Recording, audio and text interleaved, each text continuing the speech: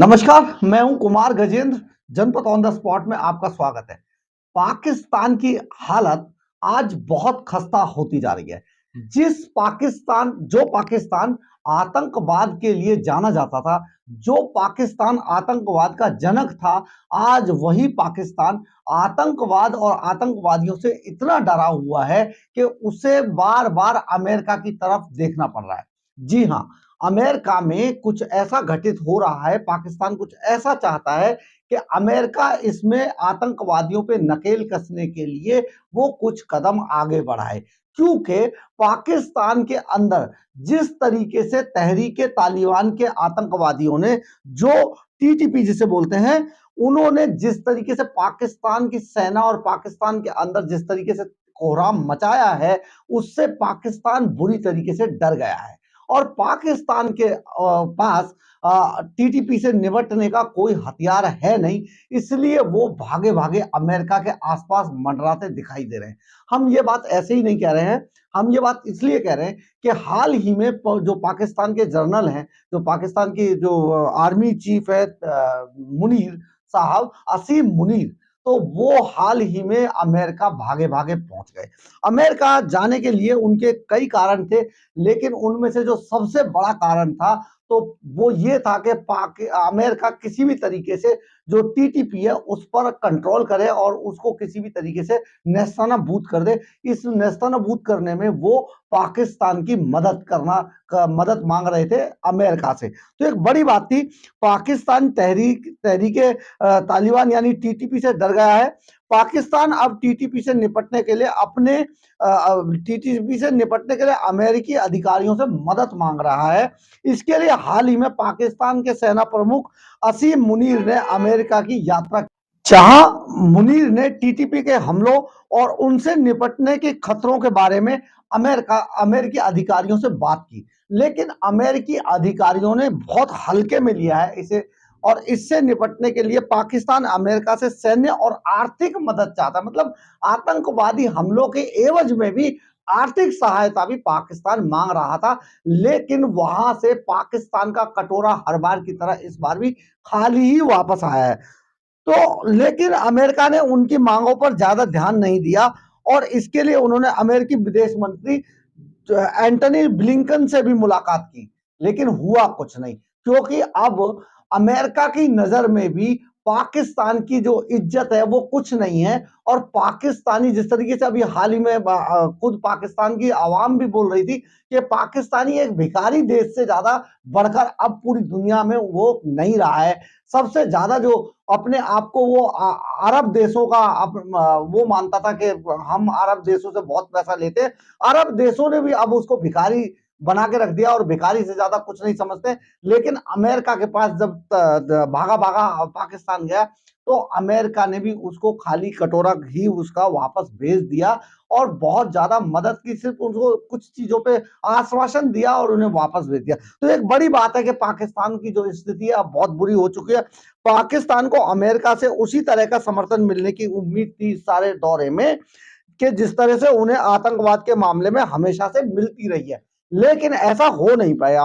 पाकिस्तानी अमेरिकियों अधिकारियों ने यह भी समझाने की कोशिश की, करते रहे, जो पाकिस्तानी अधिकारी यहाँ से जो पाकिस्तान के जो असीम मुनीर गए थे, वो अमेरिकी अधिकारियों को ये भी समझाने की कोशिश करते रहे कि किस तरीके से जो टीटीपी है वो किस तरीके से कितना खतरनाक आतंकवादी संगठन है। और इसके लिए उन्होंने 2010 में न्यूयॉर्क के टाइम्स स्क्वायर में जो बम हमले की कोशिश की थी, उसमें जो टीटीपी के आतंकवादी पकड़े गए थे, इसका भी हवाला दिया, इसके बारे में सारी बातें बताई। इसके अलावा 2009 में अफगानिस्तान में टीटीपी के हमलों में जो अमेरिकी खुफिया विभाग के अधिकारी मारे गए थे, ये भी उन्होंने याद दिलाने की कोशिश की।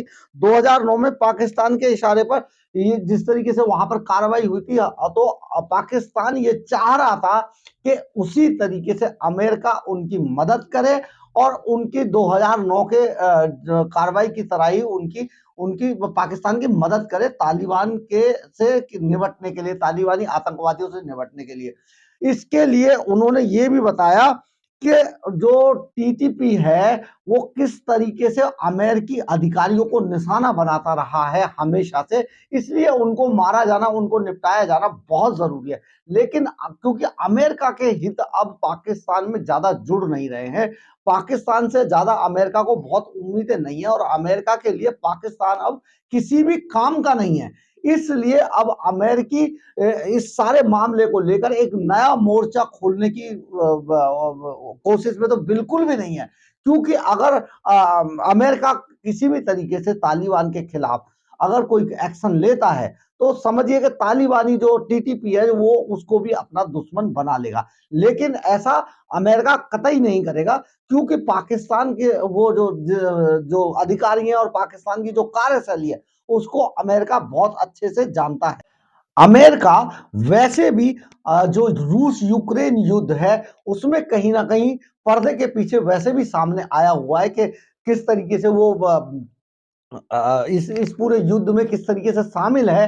तो अमेरिका नहीं चाहेगा या अमेरिकी अधिकारी नहीं चाहेंगे कि वो अभी कोई और मोर्चा उनके खिलाफ खुल जाए। तो एक बड़ी बात है, क्योंकि तालिबान में तालिबानी आतंकवादी जो तहरीके तालिबान जो है वो पाकिस्तान को बहुत ज्यादा डिस्टर्ब कर रहा है। आपने देखा होगा हाल ही में पाकिस्तान के अंदर कई हमले भी हुए हैं जो तहरीके तालिबान ने जिसकी जिम्मेदारी भी ली है, और इसी तरीके से वो पाकिस्तान की नाक में दम किए हुए हैं तालिबानी आतंकी।